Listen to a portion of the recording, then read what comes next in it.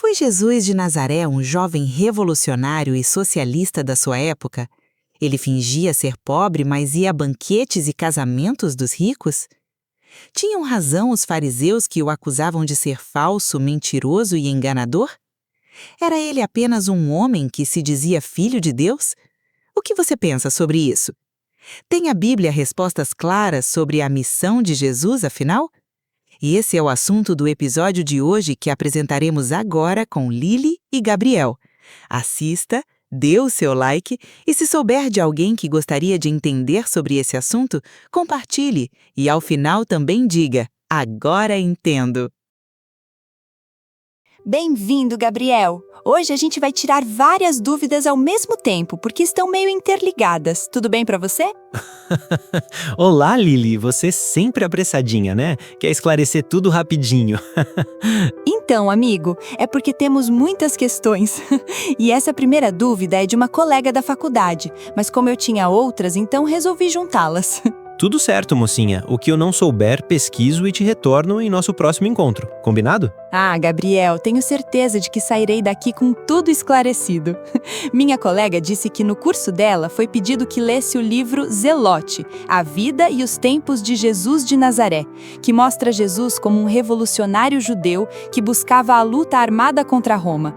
E ela quer ouvir de você o que a Bíblia diz. Ah, sei, o autor desse livro é Reza Aslan. Essa ideia é defendida atualmente pela maioria dos teólogos ligados à teologia da libertação e intelectuais progressistas. Mesmo, Gabriel? Estou surpresa! Bem, eles não chegam a colocar Jesus num partido político, mas afirmam que ele pregava para os pobres e denunciava a opressão dos ricos. Distorcem vários textos para apoiar suas ideias. Por exemplo, o jovem rico em Marcos 10, 17-31, onde Jesus diz que é mais fácil um camelo passar pelo fundo de uma agulha do que um rico entrar no reino de Deus. Dizem que este texto mostra que o apego ao dinheiro impede a justiça social. Mas não é este o contexto, né? Na verdade, aqui Jesus se refere à avareza de alguns ricos que colocam o dinheiro no lugar de Deus.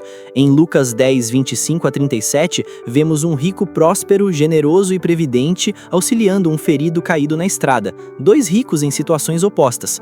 Portanto, tudo o que ocupa o lugar de Deus em nossas vidas, seja dinheiro, carreira ou conforto, precisa ser tratado com cuidado, jamais ocupar o lugar de Deus ou nos tornar avarentos. Mas se naquela época não entendiam a missão de Cristo, imagine nos tempos atuais de polarização política. Ah, sim! Na realidade, Jesus não só defendeu os pobres, como também viveu como um deles, né, Gabriel? Coisa que não vemos acontecer hoje com alguns defensores socialistas. De fato, Lily, mas não vamos falar de política, vamos esclarecer quem foi e o que veio fazer Jesus entre os homens. Creio que assim já responderemos a sua colega e as demais perguntas que você tem. Lily, tudo bem para você? Claro, amigo, sou toda ouvidos. Mas sobre política, você acha que o cristão não deve se envolver? Essa era uma das perguntas que tinha para lhe fazer. Lily, entendo que como cristão devemos acompanhar os acontecimentos políticos à luz da Bíblia e das profecias do Apocalipse, e nas eleições votar de acordo com nossos valores cristãos, preferindo aqueles candidatos que melhor nos representem. Certo. E temos textos bíblicos que nos ajudem a esclarecer quem tem dúvidas, amigo?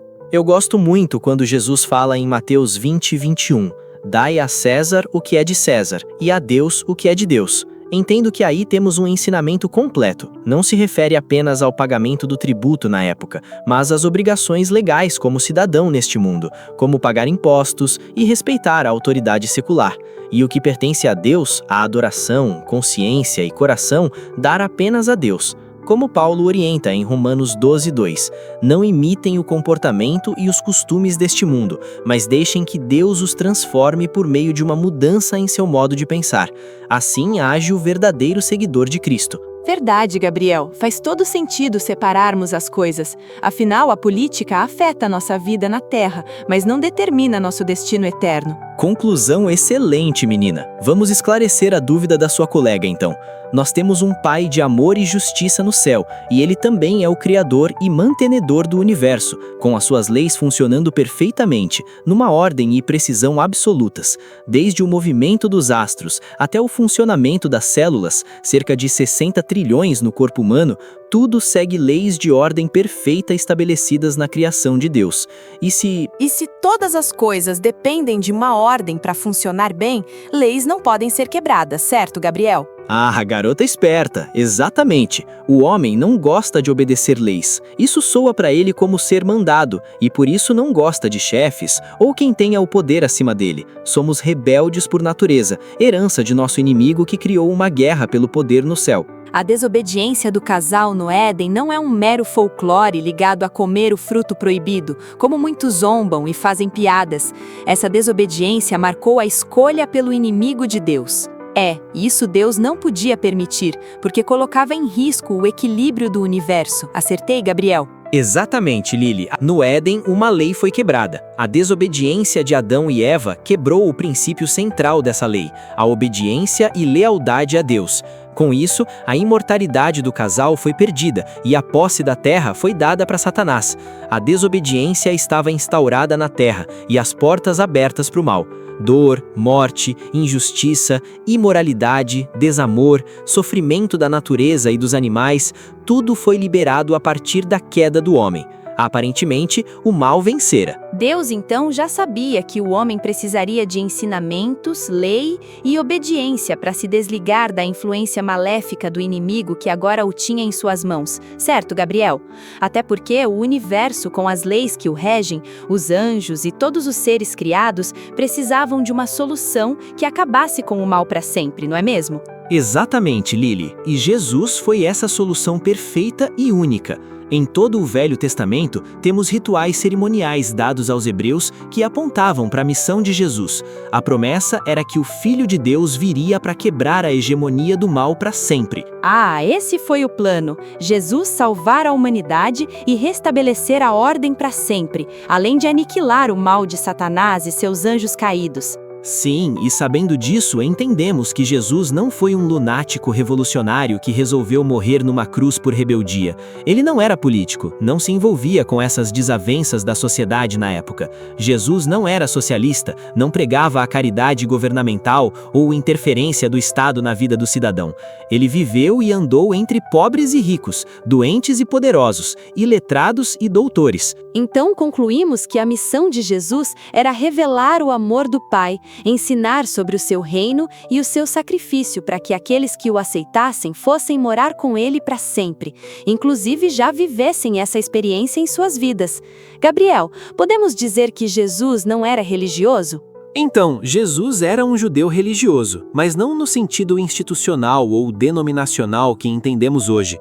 Ele foi nosso exemplo supremo de obediência e espiritualidade, e não fundador de uma religião formal. Jesus provou que é possível obedecer a Deus e ser feliz, e que a liberdade que Satanás prega, na verdade, aprisiona o homem. Mas o povo judeu não o reconheceu, né? Porque esperavam um rei revolucionário, e não alguém pobre vindo de Nazaré, não é verdade? Isso mesmo, Lili. Jesus cresceu em sabedoria e graça em comunhão total com o seu Pai Celestial. Quando criança, foi ensinado por José e Maria, casal humilde escolhido por Deus para criá-lo, orientá-lo e ensiná-lo, pois eram pessoas obedientes a Deus. Podemos dizer que Jesus nasceu pobre porque sua riqueza estava no céu, né? Veio com a missão de morrer na cruz, porque esse era o preço exigido por nossa salvação. Ele deu a sua vida de forma voluntária, num ato de extremo amor por nós. Maravilhoso, Gabriel! Sim, essa é a mais linda história de amor que conhecemos. A singularidade de sua morte na cruz não se deve apenas à sua dor física, já que tivemos muitos mártires que morreram com mortes cruéis. Jesus sofreu a ira de Deus na cruz com a mesma intensidade que Satanás e seus demônios sofreriam se ali estivessem. Sim, Jesus sofreu a angústia de estar sozinho com tal intensidade que deve ter sentido medo de ficar longe do Pai para sempre. Não temos como imaginar esse sentimento. Lembro de Mateus 27:46, quando Jesus clama em alta voz: Deus meu, por que me desamparaste? Quanta dor, Com certeza, Lily. Jesus antes da cruz passou por 3 tentações cruéis. Na terceira, Satanás lhe ofereceu poder e os reinos do mundo se Cristo o adorasse. Veja que o conflito entre Deus e Satanás é pela adoração. Impressionante como a humanidade não valoriza esse ato de amor e está totalmente enrolada nas mentiras de Satanás, Gabriel. Sim, a humanidade não consegue enxergar a luta entre o bem e o mal. Por isso, Jesus é o nosso bom pastor. Mesmo sabendo que seria ignorado pela maioria, seguiu em frente. Podemos afirmar que no plano da salvação, por coerência divina da Trindade, Deus Pai, Filho e Espírito Santo, Jesus é o único que pode salvar o homem, Gabriel. Sim, Lily, porque ele foi Miguel na guerra do céu e salvou os 2/3 dos anjos. Depois salvou o homem, pois venceu a morte na cruz, provando à humanidade e ao universo que ele é Deus e é a própria vida, como ele cita em João 10:18. Ninguém a tira de mim, mas eu de mim mesmo a dou. Tenho poder para dar e poder para tornar a tomá-la. De fato, ele não foi um revolucionário lunático, mas o pastor que dá a vida por suas ovelhas. E este mesmo Jesus que se tornou homem e subiu ao céu, voltará, segundo a sua promessa, em João 14:2-3. Vou preparar-vos lugar, e quando eu for e vos preparar lugar, virei outra vez e vos levarei para mim mesmo, para que onde eu estiver, estejais vós também. Que grande amor, Gabriel! Imagine quantas pessoas estarão com Cristo coroando seu sacrifício. Jesus divino e humano. Podemos afirmar que a Trindade nunca mais será a mesma, não é, amigo?